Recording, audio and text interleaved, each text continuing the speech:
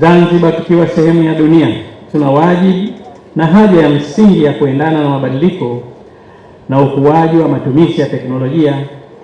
katika nyanja zote kama vile kijamii, kisiasa na kiuchumi. Kwa lengo la kuendana na mabadiliko hayo, Serikali ya Mapinduzi ya Zanzibar imeanzisha Shirika la Mawasiliano Zanzibar chini ya Sheria namba 4 ya mwaka 2023.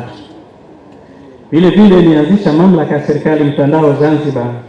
chini ya Sheria namba 1 ya mwaka 2024. Hatua hii imelenga kuweka misingi imara ya kisheria na taasisi maalum katika usimamizi wa matumizi na uwekaji wa miundombinu ya TEHAMA katika utoaji wa huduma bora na za kisasa kwa wananchi. Kama sote tunavyofahamu kwamba utoaji wa huduma kupitia sekta ya ardhi unakabiliwa na changamoto nyingi, ikiwemo migogoro ya ardhi, uuzaji holela wa ardhi, kutokupimwa kwa ardhi yote na kupangwa kwa utaratibu ulio bora,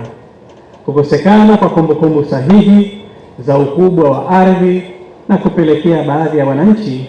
kushindwa kutambua mipaka na uhalali wa matumizi ya ardhi wanayoitumia. Vile vile changamoto nyingine ni pamoja na kamisheni ya ardhi kutumia vifaa vya zamani ambavyo haviendani na teknolojia ya sasa na hivyo kuchangia ucheleweshaji wa upatikanaji wa taarifa sahihi na utoaji wa huduma. Uamuzi wa kuja na mfumo huu wa usimamizi na usajili wa taarifa za ardhi, yani LARIS, ni utekelezaji wa sheria ya Mamlaka ya Serikali Mtandao namba 1 ya mwaka 2024 ambayo inazielekeza taasisi zote za serikali, ambapo sekta ya ardhi ikiwa ni mojawapo, kutumia mifumo ya kidijitali katika kuboresha utoaji wa huduma kwa wananchi. Aidha, taarifa ya kitaalamu ambayo imesomwa mbele yetu imetueleza namna mradi huu unavyokwenda kutekelezwa na kuleta tija hapa nchini, ikiwemo ujenzi wa kituo cha taarifa za ardhi, yani Zanzibar Land Information Center, na ujenzi wa vituo vya kutolea huduma za ardhi katika mikoa yote ya Unguja na Pemba.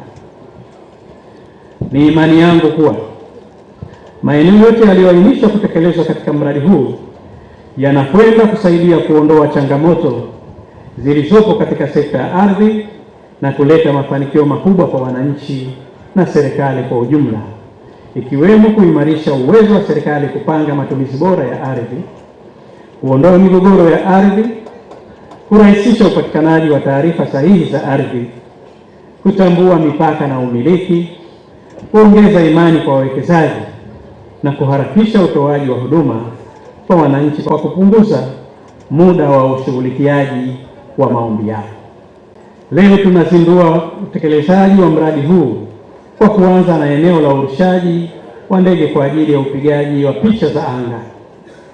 Eneo hili ni muhimu sana na la msingi kwa hatua zinazofuata, ikiwemo upatikanaji wa ramani ya visiwa vya Unguja na Pemba. Hivyo niwaombe viongozi na wananchi wote, hususan viongozi wa serikali za mitaa, kusaidia kutoa uelewa kwa wananchi juu ya uwepo wa mradi huu na kutoa mashirikiano ya kutosha katika wizara hii ili iweze kufanikisha utekelezaji